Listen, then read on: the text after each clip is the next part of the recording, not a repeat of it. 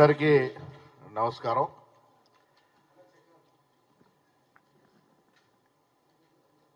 ఈ దేశంలో గత 100 సంవత్సరాల చరిత్ర తీసుకుంటే ఎస్సీ, ఎస్టీ, బీసీ, మైనారిటీ వర్గాలకి అండగా ఉన్నటువంటి కుటుంబం ఏదైనా ఉందంటే గాంధీ కుటుంబం. ఇవాళ రాహుల్ గాంధీ గారు పదే పదే ఇటు రాష్ట్ర ప్రభుత్వాలకు కానీ ఇటు కేంద్ర ప్రభుత్వానికి కానీ విన్నవిస్తున్నది जितनी आबादी उतनी हिस्सेदारी भागीदारी.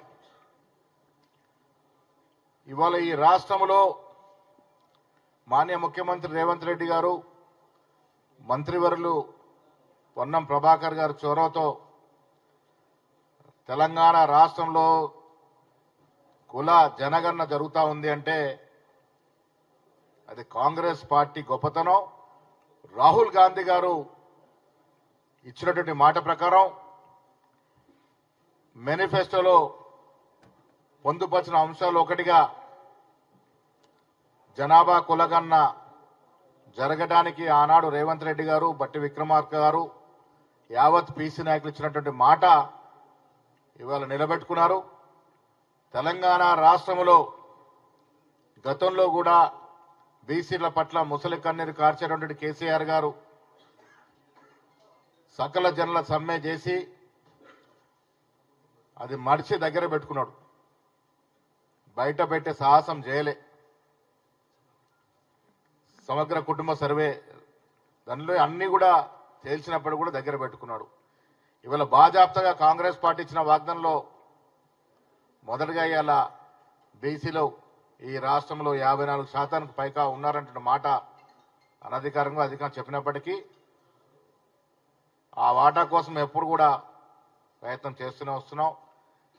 ఇవాళ ఈ పత్రికా ముఖంగా రాష్ట్ర ముఖ్యమంత్రి రేవంత్ రెడ్డి గారికి, దానిలో చొరవ చూపిన మంత్రివర్యులు పొన్నం ప్రభాకర్ గారికి, ఆది శ్రీనివాస్ గారికి, మా బీసీ శాసనసభ్యులందరికీ కూడా ధన్యవాదాలు తెలియజేస్తా ఉన్నాం. అదేవిధంగా దీని విషయంలో మొదటి నుంచి కూడా కట్టుబడినటువంటి మా ఏఎస్సీ ఇన్ఛార్జ్ పలుమార్లు రేవంత్ రెడ్డి గారితో చెప్పడం జరిగింది. మనం ఇచ్చిన వాగ్దానంలో కులగణన ఒకటి ఉంది, అది చేయాలని. అంతకుముందు ఠాకరే గారు, మా ఏఐసిసి కార్యదర్శులు అందరం కూడా ఇచ్చిన మాట కాంగ్రెస్ పార్టీ గొప్పతనం అంటే ఒక మాట ఇస్తే మాట నిలబెట్టుకుంటారు. సోనియా గాంధీ గారు మాట ఇచ్చి తెలంగాణ ఇచ్చి నిలబెట్టుకున్నారు. కాబట్టి ఇవాళ మేనిఫెస్టోలో పొందుపరిచిన ప్రతి అంశంపై మాట నిలబెట్టుకుంటాం. ఇవాళ ఆశాస్పదం ఏంటంటే మా సోదరేమని నిజామాబాద్ జిల్లా సోదరి కవిత గారు బీసీల గురించి ఇవాళ నిద్రలేచి మాట్లాడుతూ ఉన్నారు. ఆశ్చర్యంగా ఉంది. 9.5 ఏళ్లు మీ నాయనగారు ముఖ్యమంత్రిగా ఉన్నారు. మీ అన్నతో పాటు దాదాపు డజన్ పైగా మీ కుటుంబ సభ్యులు వివిధ హోదాల్లో ఉన్నారు. 9.5 ఏళ్ళు ఏం చేశారమ్మా మీరు? ఎందుకు పూలే విగ్రహం పెట్టలేకపోయారు? ఇవాళ నిద్రలేచారా మీరు పూలే విషయంలో?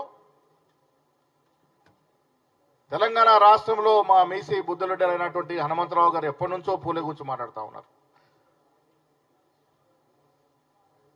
ఇవాళ బీసీల జనగణన గురించి మాట్లాడుతూ ఉన్నారు. అరే మీరు 9.5 ఏళ్ళు ఏం చేశారు ఒక్కసారి మన్నం చేసుకోకుండా ఈ రకంగా మాట్లాడి మిత్రుల యొక్క అటెన్షన్ డైవర్ట్ చేయడమో, పత్రిక పేరు రావాలని ప్రయత్నం చేయడం మానుకోవాలి. బీసీల కొరకు ఎవరైనా ఏదైనా పార్టీ కట్టుబడదంటే కాంగ్రెస్ పార్టీ, కాంగ్రెస్ నాయకులు. అది వాళ్ళ రూబిడీ అయింది. మేము రాష్ట్ర ప్రభుత్వం తరఫున కులగణన చేపట్టబోతున్నాం. ఇది విజయం, మా బీసీల విజయంగా మేము వర్ణిస్తా ఉన్నాం. Thank you.